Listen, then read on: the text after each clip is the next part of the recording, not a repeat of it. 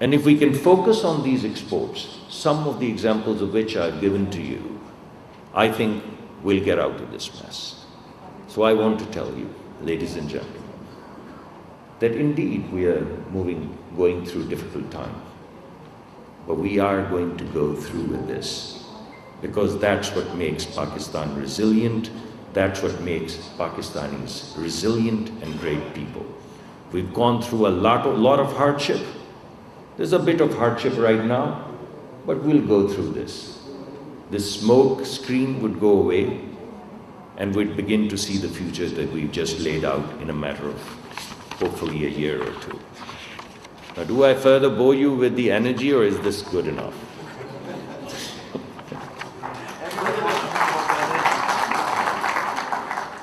I think this man is against you.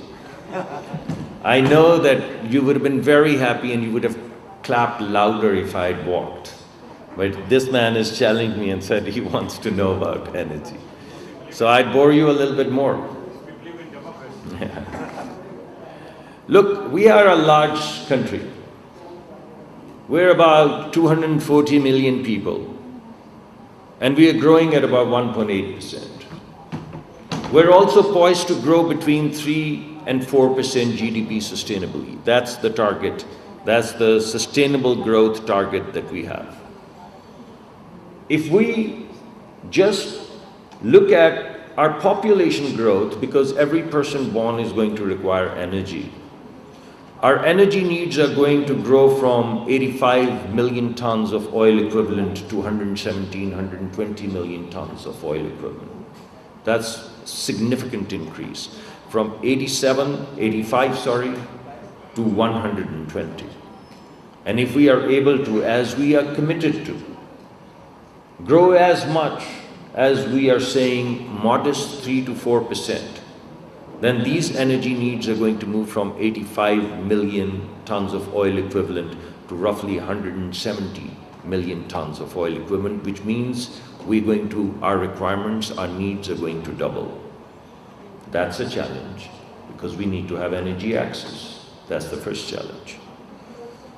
But that's not the only challenge that we have. We also have a challenge of affordability. Even if we are able to have energy, how good is that energy if the people of Pakistan cannot afford it? And right now, if you look at the affordability matrix, it's creating a lot of hardship. And it's because of this hardship that we are coming up with all of these plans, the federal government plan to give 50 billion for the first 200 units of electricity, and the provincial government to give another 14 rupees, support per unit, up to 500 units. So that clearly tells us that not only do we need energy, but we also need affordable energy. So that's basically the second important challenge. And the third challenge is that while our carbon footprint is minuscule, if you look at the heat map, you won't even find Pakistan anywhere in terms of its carbon footprint. I think the total carbon dioxide footprint is less than 200 metric tons of carbon dioxide per year. That's negligible, not even a dot. But we're still the 5th or 6th most vulnerable country in the world. We're vulnerable because we're lying like a valley at the footsteps of the Himalayas. And if the climate changes, we get washed away. And you're seeing a lot of flooding, you're seeing a lot of climate change, and you're seeing a lot of detrimental impact of this climate change. So our third objective is to make sure that whatever we do it in a sustainable manner. So we have 3 objectives: access, affordability, and sustainability, in exactly the same descending order. Why do I say descending order? Because countries that don't have issues of affordability and countries that don't have issues of access only have issues of sustainability. So the language that they speak is very different from the language that we speak. For them, the romantic idea is sustainable energy. For us, we have to take care of our people, supply energy, make it affordable, and make it sustainable. in the same descending order. So those are our objectives for our energy strategy. We've built this energy strategy based upon 5 pillars. Number 1, indigenization. Number 2, optimization. Number 3, electrification. Number 4, liberalization. And number 5, innovation. So 5 pillars. 5 pillars which are going to give us access, affordability, and sustainability. What do these pillars mean? In terms of indigenization, which is the first pillar, first thing that we are doing is enhancing domestic production. And as you know, we have concessions that we've put out for domestic, for our on-land assets that we put out for bidding. And we are in the process right now of putting out offshore assets. We would like to produce energy in-house as much as possible. We are also have 2 policies right now, one for greenfield refineries and the other for brownfield refineries. We're improving our existing refineries in making them compliant with global standards, Euro 5 standards. We are also in the process of negotiating with global investors for a large 350 million barrel oil refinery. Why are we doing this? Because we want to indigenize. We want to produce crude as much as possible. We want to produce gas as much as possible. And we also want to refine it in-house so that we don't have to pay the premium for the refined petroleum products. And this way we'll indigenize our energy. But how are we going to indigenize our energy in the long run? When you walk out on the street, what do you find? Heat. Where does it come from? Sun. So what do we have? Sun. Why would we not produce energy from sun? That's a question that baffles each one of us.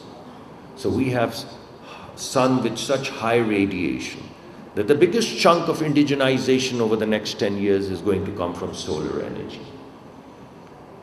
And many countries don't have this facility. But in our case, in the case of Pakistan, sun and wind are counter-cyclical.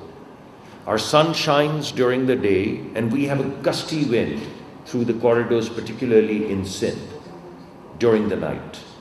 So if we come up with a hybrid solution of wind and sun, all of a sudden our plant factor or our availability goes up exponentially. So our third anchor for indigenization is basically to pull all guns blazing, move all guns blazing towards solar and renewable energy. So these 3 big ticket items, indigenization through domestic production, through domestic refinery, and solar, a hybrid, a combination of solar and wind energy, should give you confidence that we're going to indigenize a whole lot of our energy requirements. The second pillar that we have is optimization. What does optimization mean? Basically, we have a lot of energy loss. We have a lot of energy loss at our distribution companies. We also have an equal amount of energy loss in the way of UFG, which is unaccounted for gas, in the way of losses with our SWE companies.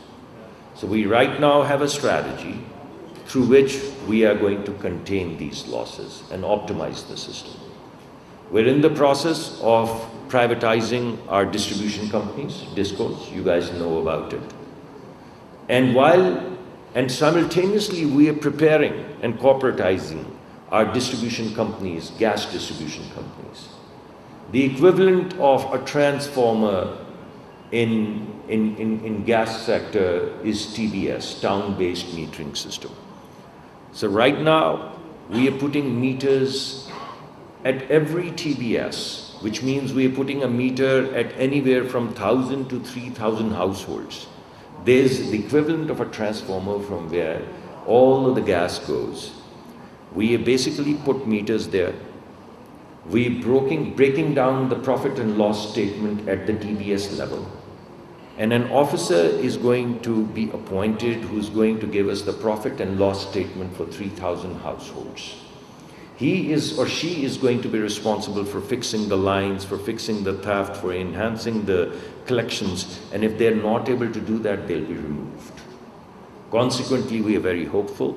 We're already on a declining trend in terms of our losses, but we are very hopeful that moving forward in less than a year would show remarkable improvement in these losses.